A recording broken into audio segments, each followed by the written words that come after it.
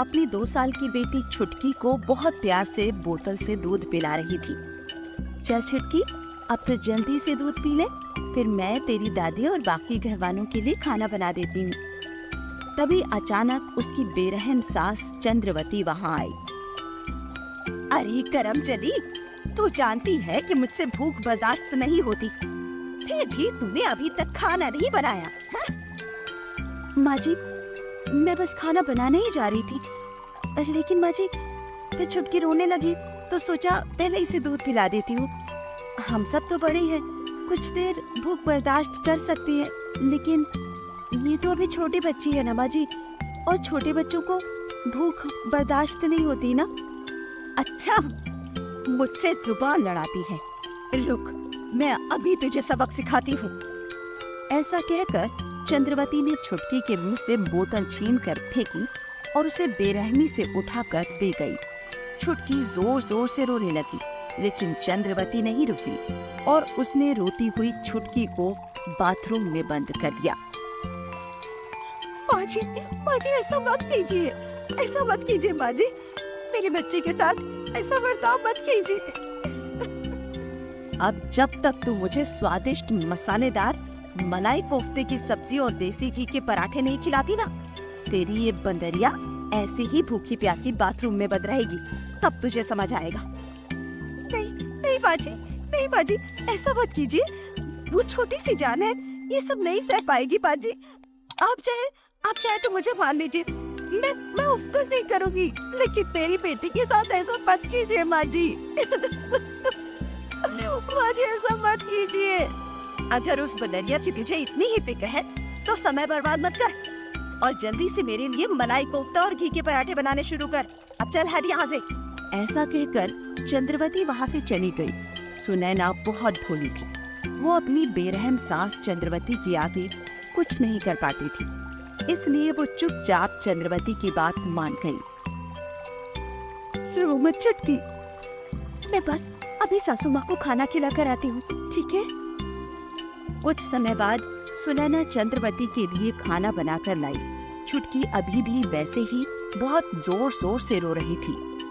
अरे जल्दी आ, मुझे बहुत जोर से भूख लगी है। सुनैना ने जल्दी से चंद्रवती के आगे खाना परोसा और फिर वो जैसे ही पलटकर छुटकी को बाथरूम से निकालने के लिए जाने लगी, चंद्रवती ने उसे रोकते हुए कहा, अभी नहीं, जब तक मेरा खाना खत्म नहीं होता तेरी बंदरिया बाथरूम में ही बंद रहेगी। लेकिन माँ जी, लेकिन कुछ नहीं, चुपचाप खड़ी रह। सुनैना चुपचाप वहीं खड़ी रही और चंद्रवती का खाना खत्म होने का इंतजार करने लगी।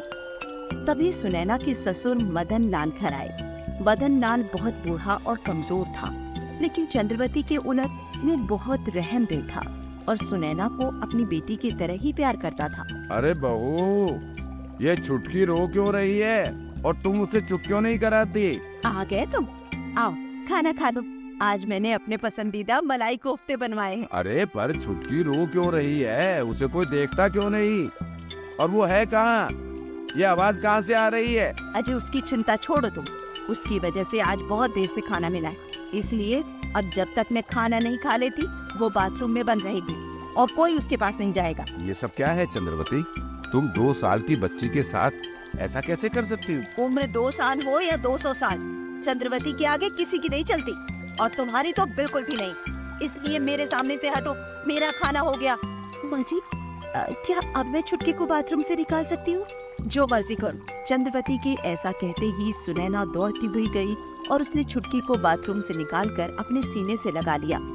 सीने से लगते ही छुटकी ने रोना बंद कर दिया। सुनैना बहू, तुम्हारी सास का तुम्हारे और छुटकी के साथ ऐसा बर्ताव देखकर मुझे बहुत बुरा लगता, लेकिन मैं भी मजबूर हूँ।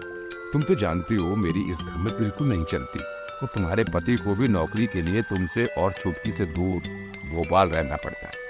लेकिन इससे भी ज्यादा दुख की बात यह है कि अगर वो आज यहाँ होता भी तो भी वो अपनी माँ का ही साथ देता। आप मेरी चिंता मत कीजिए ससुर जी, मैं ठीक हूँ, आप अपने स्वास्थ्य का ध्यान रखिए। अरे बहू, मेरे स्वास्थ्य की चिंता छोड़ो, मुझे तो इतनी बीमारियां हो चुकी है कि मैं आज नहीं तो कल इस दुनिया से चला ही जाऊंगा। मुझे तो तुम दोनों की चिंता होती है कि मेरे जाने के बाद चंद्रवती तुम्हारे साथ कैसा बर्ताव करेगी। ऐसे ही बहुत दिन बीत गए और चंद्रवती सुनैना पर जुल्म करती रही। फिर एक दिन अचानक सुनैना के ससुर मदन लाल की तबीयत बहुत बिगड़ गई। उसने चंद्रवती और सुनैना को अपने पास बुलाकर कहा, चंद्रवती, मैं जानता हूँ तुम सुनैना को पसंद नहीं करती और हमेशा उसके साथ गलत व्यवहार करती हो। इसलिए मैंने सुनैना के भविष्य को सुरक्षित करने के लिए एक फैसला किया है। कैसा फैसला?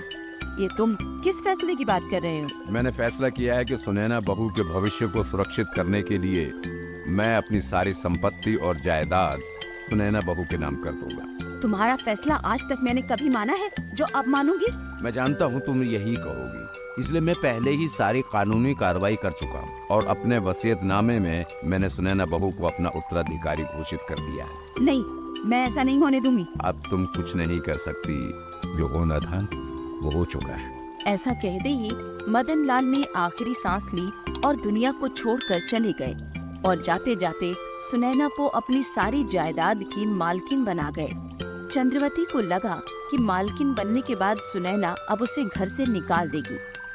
अब ये 2 कौड़ी की लड़की सारी जमीन जायदाद की मालकिन बन गई है। अरे, मैंने तो इसके साथ कितना बुरा किया है।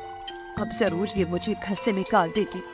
मैं एक काम करती हूँ, अपनी बेटी से भोपाल से बिना लेती हूँ। उसके सामने ये मुझे घर से नहीं निकाल सकेगी। माँ जी, आप क्या सोच रही हैं? मैं कुछ भी सोच रही हूँ, लेकिन तू जो सोच रही है वैसा कुछ करने की कोशिश मत करना। मेरा घर है ये और तू मुझे इस घर से नहीं निकाल सकती। रुक, मैं अभी फोन करके अपने बेटे को भोपाल से बुलाती हूँ। वो बेशक अपने पिताजी के लिए छुट्टी लेकर घर नहीं आ सका, लेकिन मेरे लिए उसे नौकरी छोड़कर भी आना पड़े तो वो जरूर आएगा। ये आप कैसी बात कर रही हैं माँ जी? मैं आपको घर से निकालने के बारे में सोच भी नहीं सकती। आप आराम से इस घर में रहिए, ये आप ही का घर है। इस तरह सुनैना ने चंद्रवती की सारी गलतियों को भुलाकर उसे घर में रहने दिया।